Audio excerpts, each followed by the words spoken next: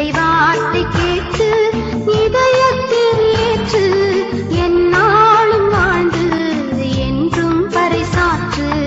இறைவார்த்தை கேட்டு.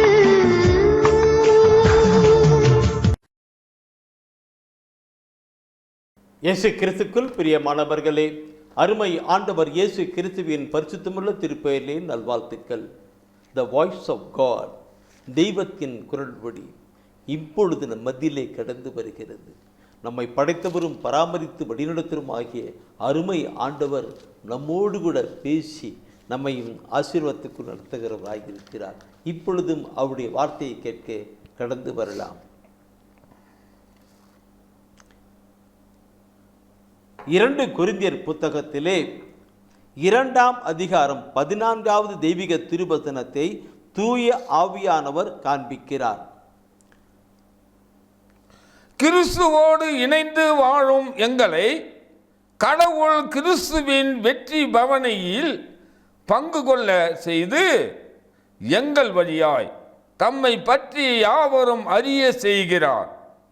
இவ்வறிவு நறுமணம் போல் எங்கும் பரவுகிறது. இவ்வாறு செய்யும் கடவுளுக்கே நன்றி உரித்தாகுக.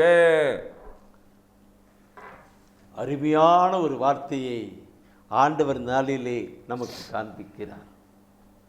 இதை புனித பவுலடிகள் தன்னுடைய வாழ்க்கையிலே உணர்ந்து அறிவிக்கின்ற ஒரு கருத்தாக இருக்கிறது. புனித பவுல் தன்னுடைய வாழ்க்கையிலே உணர்ந்திருக்கிறது. ஆண்டுடைய பணியினை கடந்து வருகிற பொழுது ஒரு வெற்றி தான். எனவே தான் அவரோடு கிறிஸ்துவோடு இணைந்து வாழும் எங்களை என்று சொல்லுகிறார். அவர் வெற்றியின் வேந்தர். அவர் வெற்றியின் வேந்தர். நம்முடைய வாழ்க்கையை ஆசீர்வாதத்தை கொடுக்கிறவர் அவர். அந்த வெற்றி பவனி என்று சொல்லுகிறது. அந்த பவனி வெற்றி பவனி என்று பார்க்கிற பொழுது பங்கு வெற்றியின் ஆசீர்வாதம். வெற்றி அவர் கல்வாரிலே அப்படியே வெற்றிப்பட்டு போயிட்டே இருக்கிறார். அவருடைய நிலை இருந்தது. ஆனாலும் அங்கே அவர் வெற்றியின் காரியங்களாய் கடந்து போனார். அதே போல நாமும் நம்முடைய வாழ்க்கையிலே ஒரு வெற்றி பவனியை கடந்து போக வேண்டும் என்றால் கிறிஸ்துவோடு கூட இணைந்திருக்கிற பொழுது அந்த வெற்றி இருக்கும். நாம் கடந்த நாட்களிலே பார்த்தோம். யோவான் பார்க்கும் பொழுது அந்த ஆண்டவர் கொடுக்கிற அமைதி இந்த உலகம் கொடுக்க முடியாத ஒரு அமைதி என்கிற நிலையிலே நாம் பார்க்க முடிகிறது.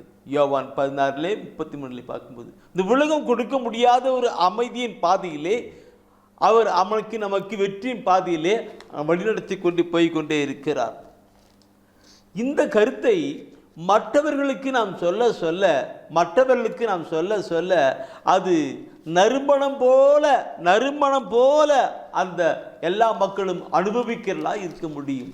ஒரு பாட்டில் சென்ட் இருக்குன்னு வச்சுங்களேன், அந்த சென்ட் மூடு வச்சிருந்தா ஒன்றும் கிடையாது. அந்த சென்ட்டை ஓப்பன் பண்ணுகிற பொழுது தான் அதில் அந்த வாசனை எல்லாம் எல்லா மக்களுக்கும் போகிறது.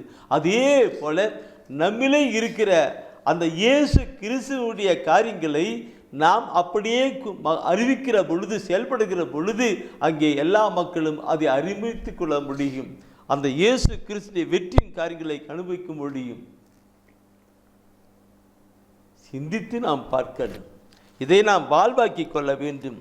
கிறிஸ்துக்குள் வெற்றி காரியங்களாய் கடந்து போகணும். அவர் கிறிஸ்துக்குள்ளாக அவரோடு இணைந்து அவருக்குள்ளாக இருந்து நாம் இதை செயல்படுகிற பொழுது வெற்றியின் காரியமாக இருக்கும். கிறிஸ்துவுக்குள் வாழும் எனக்கு எப்போதும் வெற்றி உண்டு, வெற்றி உண்டு, வெற்றி உண்டு, வெற்றி உண்டு. நீங்கள்லாம் அன்பின் ஆண்டவரே, உண்மையிலே நாங்கள் இணைந்து வாழ்கிற பொழுது நீ தருகிற வெற்றியின் ஆசீர்வாதங்கள் எங்களுக்கும் கடந்து வருகிறது. நான் இந்த உலகத்தை நான் வென்றேன், ஜெயித்தேன் என்று சொல்லுகிறீரே, அந்த வெற்றியின் ஆசீர்வாதம் எங்களுக்கும் கடந்து வருகிறது. இந்த உலகம் கொடுக்க முடியாத அமைதி என்று சொல்லுகிறீரே, அந்த அமைதி எங்களுக்குள் கடந்து வருகிறது. இப்பொழுதும் ஆண்டவரே, நாங்கள் உமக்குள் அனுபவிக்கின்ற காரியத்தை நற்செய்தி வழியாக மற்றவர்களுக்கு பறைச்சாற்றி அது ஒரு நறுமணம் போல எங்கும் பரவ செய்ய வேண்டும் என்று எங்களை தாழ்ச்சியோடு கூட ஒப்புக் கொடுக்கிறோம். தாழ்ச்சியோடு கூட ஒப்புக் கொடுக்கிறோம். பண்படுத்தி பயன்படுத்திக் கொள்ளும். உம்முடைய மகிமையை எங்களுக்குள் வெளிப்படுத்திக் கொள்வீராக.